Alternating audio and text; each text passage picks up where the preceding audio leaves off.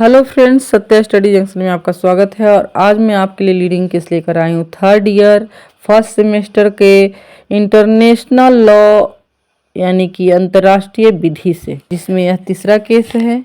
और केस का नाम है Harbhajan Singh versus union of India. Harbhajan Singh petitioner है और यूनियन ऑफ इंडिया रिस्पोंडेंट है। इस केस का रेफरेंस लिया गया था AIR 1987 AC9, जिसका सब्जेक्ट था कि विदेशी राज्यों में राजदूतों के विरुद्ध केस दायर करने के लिए केंद्र सरकार की सिविल प्रक्रिया संहिता की धारा 86 के अंतर्गत अनुमति लेना आवश्यक है। दोस्तों, यह केस सिविल प्रक्रिया संहिता के अंतर्गत धारा 86 पर आधारित है। और इस केस का फैक्ट है, हरभजन सिंह जो कि पिटिशनर है, याचिकाकर्ता है, वह दिल्ली में स्थित अल्जीरिया के दूतावास एवं वहां के तत्कालीन पदस्थ राजदूत के निजी आवास गृह में वर्क करता था तथा वर्क समाप्त होने के बाद उसने 29,000 रुपये की राशि के भुगतान का बिल प्रस्तुत करता है, परंतु यह राशि उसे नहीं दी जाती है। अगेंस्ट में याचिकाकर्ता ने सिविल प्रक्रिया संहिता की धारा 86 के अंतर्गत अल्जीरिया दूतावास के विरुद्ध केस प्रस्तुत करने की अनुमति मांगता है, जिसे विदेश मंत्रालय से राजनीतिक कारणों के कारण उसे निरस्त कर दिया जाता है, मतलब रद्द कर दिया जाता है। चूंकि याचिकाकर्ता हरभजन सिंह भारत का नागरिक है, जो कि सन 1976 में भारत के दिल्ली स्थित अल्जीरिया दूतावास में कार्यरत था, वर्क करता था। उसी समय हरभजन सिंह उस दूतावास में पदस्थ राजदूत के निजी दूतावास में आवास गृह एवं दूतावास में मरम्मत एवं रख रखाव का कार्य करता है। कार्य समाप्त होने के बाद याचिकाकर्ता ने अपने बिल के भुगतान हेतु 29,000 का बिल पेश करता है।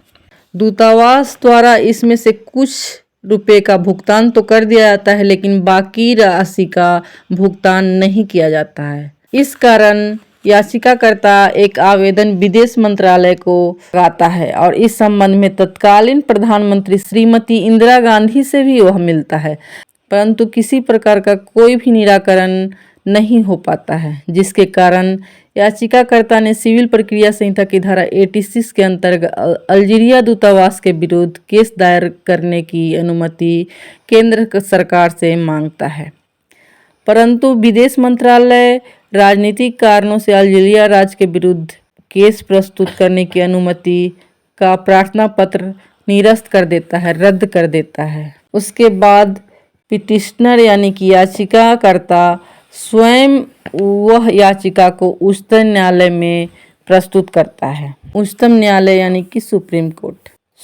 कोर्ट में केस जाने के बाद सुप्रीम कोर्ट यह स्पष्ट करती है कि विदेशी राज्य या किसी भी दूतावास के विरुद्ध केस दायर करने के लिए सिविल प्रक्रिया संहिता की धारा 86 एवं 87 के अधीन अनुमति लेना आवश्यक है। इसके बिना आप केस नहीं कर सकते, याचिका नहीं लगा सकते। और यह अनुमति प्रदान करना केंद्र सरकार के विवेक पर निर्भर करता है, वह आपको आदेश देता है कि नहीं देता है। केंद्र सरकार के इस आदेश के विरुद्ध अपील करने का कोई भी अधिकार नहीं है। अतः कपटपूर्ण मामलों को छोड़कर अन्य मामलों में सरकार को अनुमति प्रदान कर दी जानी चाहिए। केंद्र सरकार को इस प्रकार की अनुमति प्रदान करते समय प्राकृतिक न्याय के सिद्धांतों का पालन करना चाहिए। इस केस में जजमेंट आता है कि उच्चतम न्यायालय ने निर्देशित किया कि प्राकृतिक न्याय के सिद्धांतों के अधीन याचिका के प्रार्थना पत्र को निस्तारित किया जाए। इस केस का प्रतिपादित सिद्धांत है, धारा 86 एवं 87 सिविल प्रक्रिया संहिता के प्रार्थना पत्र का निस्तारण करते समय केंद्र सरकार को प्राकृतिक न्याय के सिद्धांतों का पालन करना चाहिए।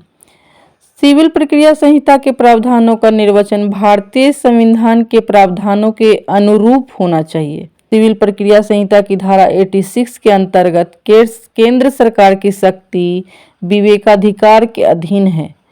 परंतु इसका प्रयोग तानाशाही पूर्वक नहीं किया जाना चाहिए। तो यह केस इस तरह समाप्त होता है। और आपको केस डिस्कशन कैसा लगा कमेंट करके बताएं। अगर अच्छा लगे तो मेरे चैनल को सब्सक्राइब करें। मिलते हैं नेक्स्ट वीडियो में, तब तक के लिए बाय बाय।